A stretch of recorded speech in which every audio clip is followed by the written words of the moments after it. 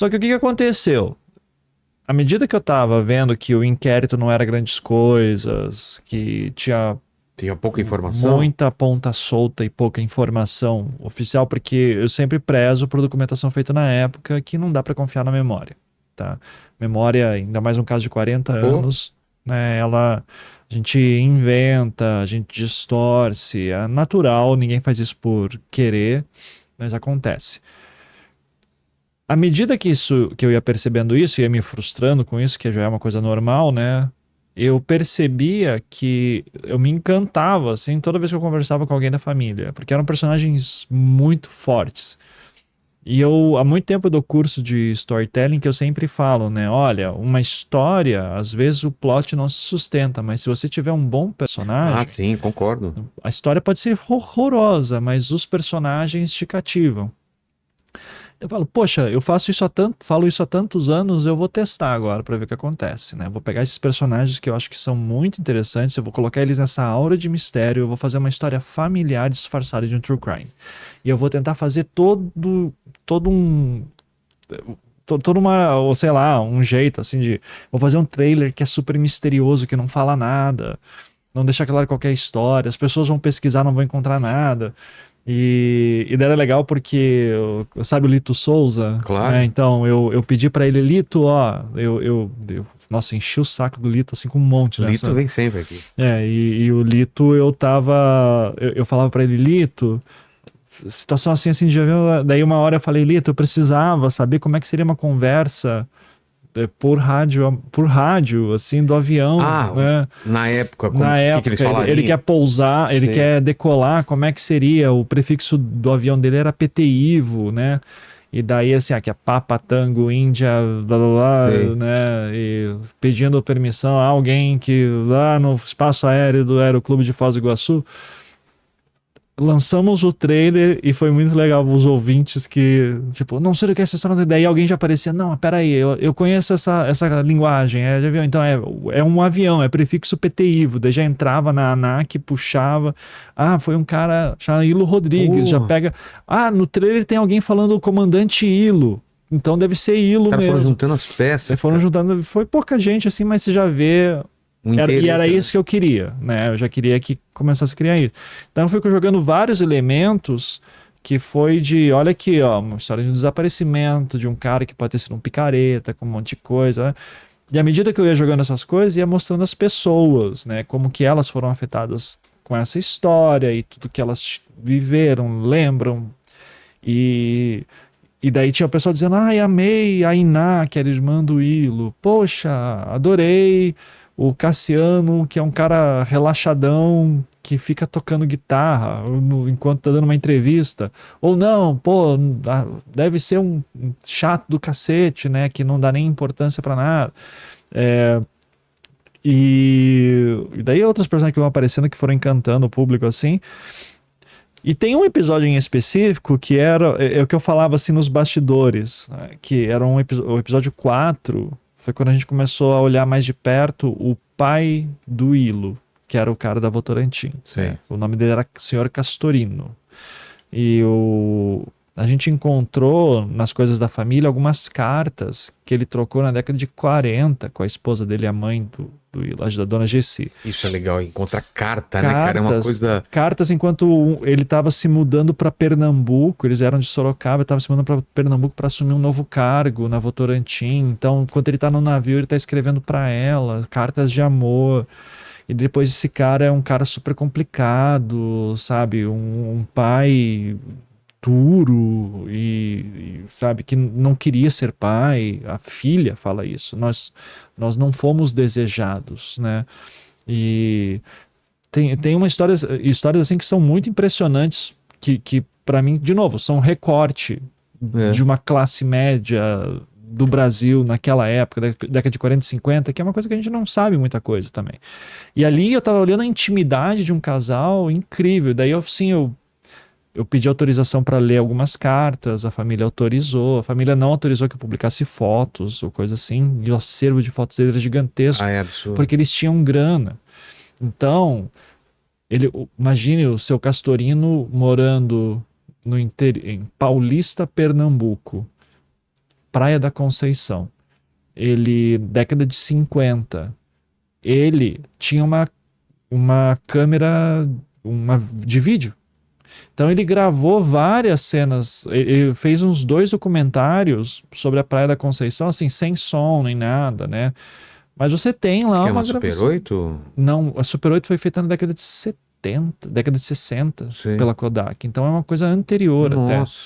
E por quê? Porque ele era interessado nessas coisas novas. Sim. Então fotografia, aviação, tarará, era um cara muito curioso, né? E com recurso, então ele conseguia comprar algumas coisas.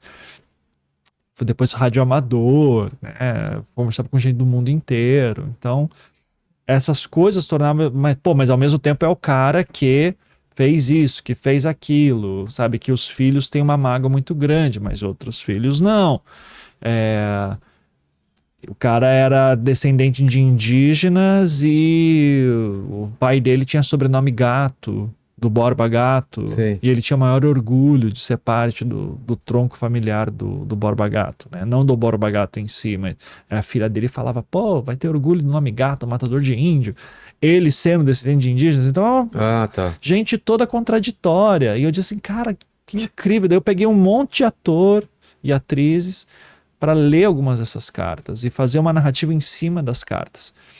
Foi o episódio 4. Esse episódio eu falei assim, ok, esse é o episódio divisor de água. Aqui vai ficar muito claro qual que é a proposta desse podcast. Tá? Porque assim, não é possível, que é um episódio de 2 horas, assim, é um filme. Eu gosto de fazer episódios longos, assim, tipo filme, sabe? Que é um filme em áudio. E eu disse, cara, a pessoa não vai ficar ouvindo 2 horas de uma coisa que tá chata para ela e vai continuar esse podcast. Então, as pessoas continuam. Então, qual que foram as reações gerais? Porque, assim, a história não chega numa grande conclusão, mas eu acho, assim, a gente responde muita coisa. Acho que a gente consegue trazer uma resolução para o caso. Que não é completa porque a gente não tem a materialidade. A gente não tem o avião, a gente não tem o hilo, né? Então, essas coisas ficam soltas. Mas a gente traz uma resolução e alguma resolução e ainda deixa claro, isso aqui é uma história de família, é uma história principalmente das mulheres dessa família.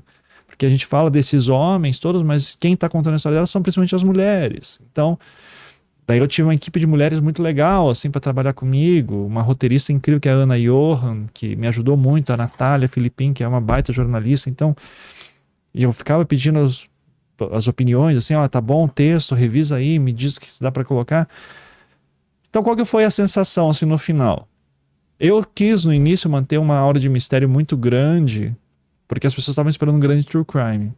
E eu disse, ok, então vamos tentar passar isso. Mas eu sei que não é true crime. E eu falava, assim, internamente, eu dizia, isso aqui é uma história familiar disfarçada de true crime. Porque eu não quero ser o cara do true crime, sabe? Eu agradeço todo mundo que ama true crime, eu trabalho true crime, elogia, acho legal, acho que foi muito bacana. Vou fazer mais com certeza no futuro, não tenha dúvidas. Mas nesse momento eu queria dar uma saída disso, tá? E peguei essa história familiar que para mim foi incrível. Quantas famílias que abrem suas portas, suas gavetas e dizem assim, não, tá aqui toda a minha intimidade para você. Puxa. E falaram muito mais coisa, mas daí eu concentrei mais nessas gerações de homens ali, né? Que era o avô, o Castorino, o pai desaparecido, né? O Ilo e o Cassiano, que é o cara que eu entrevisto. Então, hoje que já está no ar o podcast, as pessoas já falando, né, eu posso falar sobre isso. Mas no início eu até orientava o pessoal do marketing da Globo. Não fala sobre o que é essa história, só fala que é sobre uma família, um cara, assim, se chama o piloto. Nem o desaparecimento dele não falava? Acho que eu pedi pro release sair depois que o episódio fosse publicado. Que o primeiro episódio fosse publicado. Que no primeiro episódio fica claro que é um desaparecimento. Mas isso aparece nos 40 minutos. Tá? No começo eu só vou falando assim, tem uma história que uma amiga minha me falou, que era uma lenda urbana entre eles, lá, lá, lá. Então, eu tento construir um clima de eu não sei o que vai acontecer, eu não consigo pesquisar na internet, e era uma coisa que eu queria passar, essa experiência que é tão rara hoje em dia. Então, é um momento, quem viveu, viveu, só quem viveu sabe, e acho legal. As reações, assim, na sua grande maioria foram positivas, mas teve gente que falou assim, não, poxa, eu queria... sempre vai ter. Sempre vai ter o cara que quer mais do mesmo. Né? Quer mais do mesmo. E assim, teve até uma menina que acho que no Twitter, assim, mandou pra mim de... nós somos abutres, sabe? Nós queremos...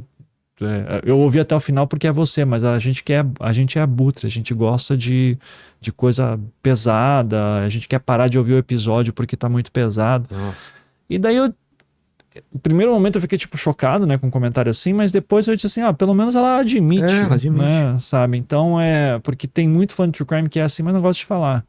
Então, novamente, assim, a maioria das pessoas do True Crime são muito legais, assim, os consumidores e leitores e tal, e eu obviamente quero que eles gostem de mim ainda. Só que eu não quero fazer só isso. Então, teve gente que tava esperando uma história incrível, teve gente que ficou falando, tá falando de um playboy. Primeiro que o Cassiano, Jesus amado, o cara trabalha no meio da Amazônia, é biólogo, já viu biólogo playboy, assim, sabe? Então, porque o avô dele era rico não significa que ele ficou também, pelo contrário, né? O avô não deixou nada pra ninguém, assim, o cara era mão de vaca. O pai dele desapareceu, eles perderam tudo. Então, é uma história de uma família também que passou por muito perrengue. Mas não precisava também. A gente poderia contar uma história que é interessante, simplesmente, e ponto. E esse foi o objetivo com essa temporada. Olhar para uma família normal, a princípio, mas que tem um desaparecimento, como que isso afeta as pessoas ao redor. Eu até falei em um release que a gente falou no final, mandou no final, que tinha um cara que uma vez eu conheci, falou no Twitter uma vez também para mim, assim, que ele dizia que era o efeito Twin Peaks, da série Twin Peaks. O que era o efeito Twin Peaks? Quem matou a Laura Palmer?